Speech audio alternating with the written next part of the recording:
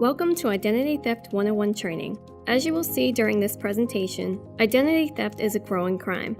If you have not been a victim of identity theft or identity fraud, chances are you know someone who has. Let's first look at how identity theft became a crime. Prior to 1998, victims of identity theft were not protected by law, nor did many creditors have a program in place to assist victims. In one notorious case in identity theft, the criminal, a convicted felon, not only incurred $100,000 in credit card debt, but he also purchased homes, motorcycles, and handguns in the victim's name. He also would call and taunt his victim, saying that he could continue to pose as a victim as long as he wanted because identity theft was not a federal crime at that time. This was before filing for bankruptcy also in the victim's name.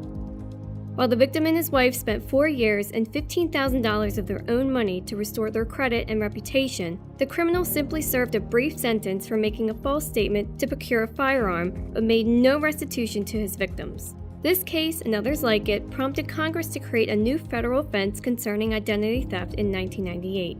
In October of that year, Congress passed the Identity Theft and Assumption Deterrence Act that made identity theft and fraud a federal crime. Even with this, there is still no standard global definition of these crimes. While the 1998 law covers both crimes of identity theft and fraud, the crimes are not the same. Identity theft is when someone knowingly transfers or uses a person's identification without the victim's authority and with the intent to commit fraud or other crimes. On the other hand, identity fraud occurs when someone produces a false identification document with the intent to defraud. There are certain elements of information that a criminal must possess to perpetuate identity theft or fraud. The primary ones are listed here, and with the expansion of the internet and social media, some of this information is very easy to come by. Here's a question for you. At this moment, where is your social security card? If it is on you, or more specifically in your wallet with your driver's license, a thief has 4 of the 5 pieces of critical information he or she needs to commit identity theft or fraud. Another question for you. With that information, how long do you think it would take a seasoned criminal to locate your mother's maiden name? The Center for Identity Management and Information Protection has 2 categories for identity theft: technological and non-technological. The main difference is that the first category uses some type of electronic device to commit the crime, while the second does not. The key is to protect your identity from inquiries that you did not initiate. So, who's most at risk for identity theft and fraud? The Federal Trade Commission's Consumer Sentinel Network publishes an annual report based on the number of consumer complaints received regarding fraud and identity theft. Over the years, identity theft has fallen to the number 2 spot, only below debt collection fraud. The graph displayed here shows the percentage of identity theft complaints by age group reported by the Federal Trade Commission's Consumer Sentinel Network in 2017. While younger people are more likely to become victims of identity theft, older individuals experience a higher loss of funds. The difference in median losses experienced by both ends of the spectrum in regards to age is significant, with reports from those aged 19 and under losing approximately $262, while reports from those aged 80 and over losing more than $1,000. So we've seen who's most at risk based on their age, but what about location? The top 10 states for identity theft are listed here, with Michigan topping the list. The top states for fraud differ somewhat, with Florida in the number 1 spot. Now you may be asking yourself, what do these criminals do with all of this stolen information? The Consumer Sentinel Network Data Book shows a breakdown for the 3 most common uses for stolen information on a nationwide basis since 2013.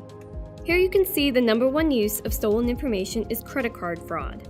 It's followed by employment or tax-related fraud and phone or utility fraud. Not surprisingly, applying for a fraudulent credit card has nearly tripled since 2013, while employment or tax-related fraud has declined, although it still remains one of the top types of identity theft. So, what should you do if this happens to you? First off, don't panic. There are plenty of resources to help you through this. As you can see from this slide, there are several things you'll want to do. You can start by filing a report with one of the credit bureaus. There is no need to file a report with each agency because when you file a report with one, that agency is required to notify the other 2. Also, you might consider placing a security freeze on your credit file. This stops all credit bureaus from releasing your information to new creditors. This service is available in every state and usually is free to victims of identity theft and fraud. Also remember to contact the Social Security Administration. And I cannot stress enough the last bullet item on this list. Follow up. This may take a year or longer, but remember, it is your name and reputation that you are fighting for. Let's now look at ways to protect ourselves. Some common practices are listed on the screen, and they include viewing your credit report on an annual basis. Be sure to include any minors or elderly that are under your care as well. Review your monthly financial statements to ensure the financial transactions are the ones that you performed. Shred papers that contain personal and medical information. Use a secure drop box for outgoing mail that contains personal information such as checks and credit card statements. Never carry your Social Security card on you. While not always the most cost-effective method of protection or deterrence, the last item is becoming more popular with authorities.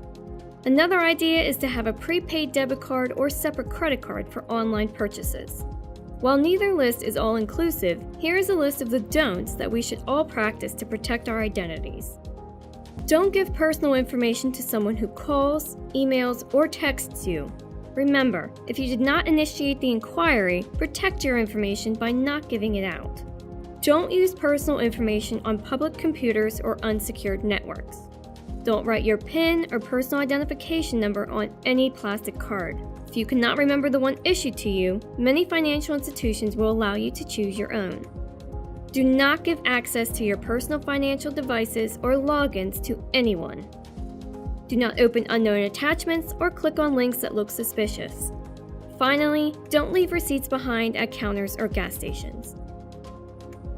In closing, here is a list of resources that you might find handy on this subject. Remember to check your state's Department of Justice website for programs and services that are available in an area near you. I hope that you found this session to be informative and helpful, and I thank you for your attention and time.